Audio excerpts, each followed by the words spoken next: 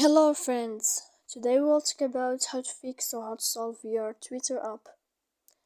To know how to fix or how to solve your Twitter app, you should just go to settings. After that we click apps, default apps, app settings. Here in this page you will enter to the window of Twitter and we click. Then in this page of app info we click on first stop and we click OK. Here we'll enter to storage.